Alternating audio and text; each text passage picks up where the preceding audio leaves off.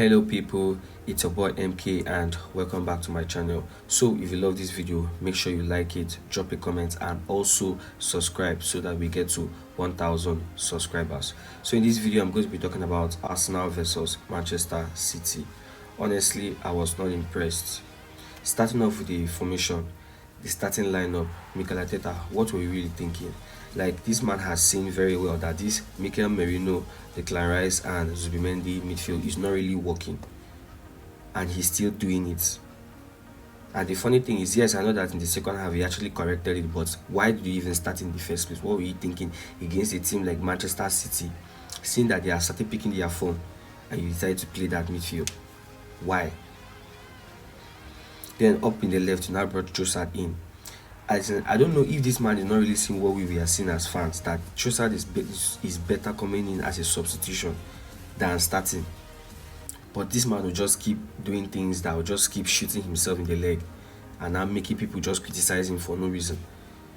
Because it's not as if we don't have the players. Like, how can you have Nwaneri, Eze on the bench and then you start Mikel Merino as an attacking midfielder? Yes, as I said before in my previous video, I actually try to understand the system he's trying to play. He's trying to play Mikel Merino as a second striker, not necessarily as an attacking midfielder. But the thing is, it is not working. It is not working because Mikel Merino plays better as a false nine. Rather, if maybe it was Kai Havertz, yes, I can believe that Kai Havertz will be able to play that role properly, and you also be feeding Gyökeres very well. But now this guy, Mikel Merino, is not. He has the instincts of a striker, so put him inside the box and let him do the work. If you want it to be striking, don't come and be putting him attacking midfielder when you have Eze, you have Nwaneri on the bench. Just imagine that. So I was not really impressed with this starting lineup. And then Trossard on the left, I even expected him to even start, even if it was Martellini, and then maybe bring in Trossard later if you know to start Eze on the left. Because obviously, I mean, this Eze on the left thing is not really working out the way we really expecting it to work out. And then when you saw Eze come play from central, you saw the way he was very magnificent playing centrally, combining with Saka. And then, yes, Noni Madueke was playing very well in that first half. Why did you not take him off? It's not as if no matter the effort that this guy puts in, he will always be benched for Saka. Because it wouldn't have been bad if you took off Trossard and then shifted Noni Madueke to the left, then let Saka play from the right, or maybe Saka can play from the left.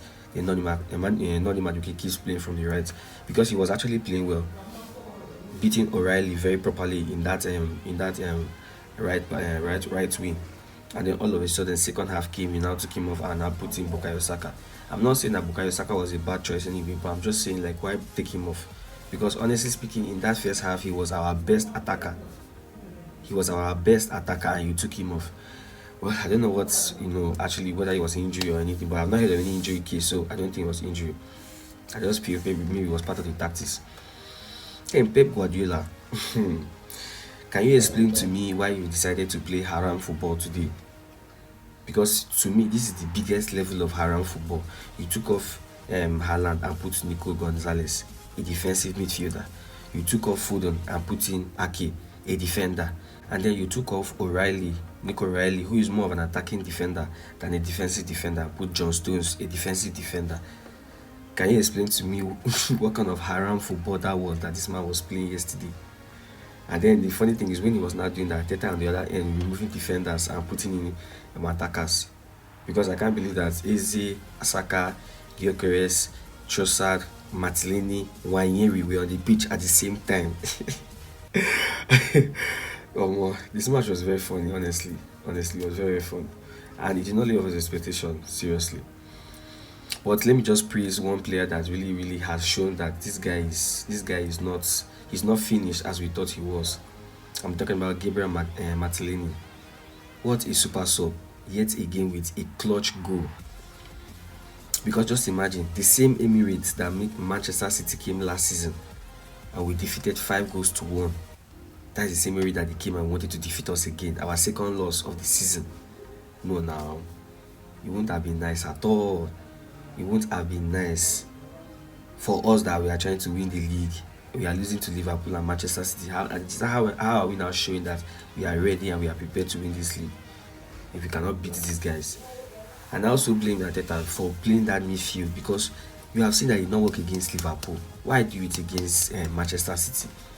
And you know very well that when Eze was in Crystal Palace, he was basically the one carrying that Crystal Palace team that used in defeating Manchester City in the FA Cup finals. So meaning he knows how to play these guys. Put him in that midfield. But I mean, he corrected his mistake in the second half, but that was late. He shouldn't have made the mistake in the first place. I just wish that this man will learn from this match and make sure that he does not repeat these mistakes in their next matches. That's one thing I like about Mikel Arteta this season, at least that he's not being stubborn and he's actually taking, noting his mistakes and then making corrections. So good one, anyways. I mean, at the end of the day, United did a draw 1-1. No team won the match. Both teams went with 1 point. So I mean, we did not lose. We did not lose. That's just the main thing, and that's just the only thing that gives me joy, that we did not lose. So good one for my Gabriel Martinelli for scoring the goal. What a beautiful chip. And then Donnarumma, still you in PSG, still you again in this Man City. Anyways, at the end of the day, as I said before, so good one. Let's just pray that we perform better in our next match. Yeah, so that's the video there. If you enjoyed it, make sure you like it. Drop your thoughts on the match. Were you impressed? Because honestly, I was not. What do you feel Mikel Arteta did wrong, that he should have done better? And where do you think we can do better so that we can, perform better in other Big Six matches? So tell me all that in the comment section, and also make sure that you subscribe to the channel so you don't miss any of my videos. See you in the next one.